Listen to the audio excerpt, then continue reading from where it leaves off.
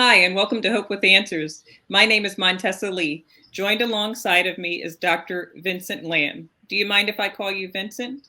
Absolutely not. Please do. Thanks. And today we're going to be talking about the side effects of chemotherapy. Vincent, can you describe to our audience the types of side effects that a patient might experience with chemotherapy?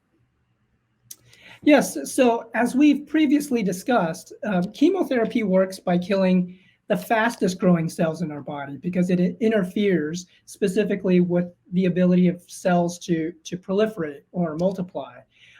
So, these fast growing cells are exactly the cancer cells that we're trying to target.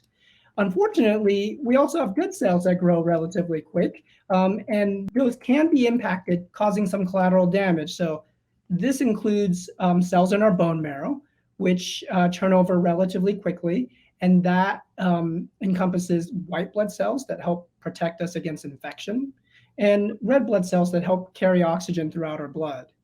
We also have our hair cells that grow relatively quickly, which is why we have hair loss with chemotherapy, and then also cells in our gut, which help contribute to the nausea that our patients feel sometimes. That explains a lot.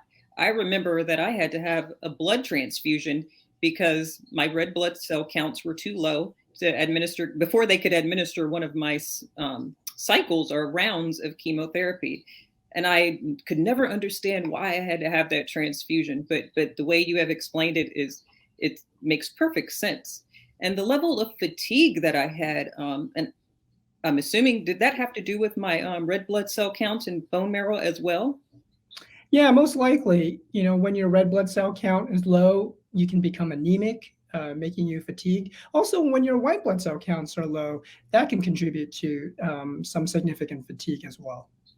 Okay, because I can remember when I was diagnosed at 28 years old, barely being able to walk around the corner of my apartment to knock on my neighbor's door for a ride. It was just unbelievable.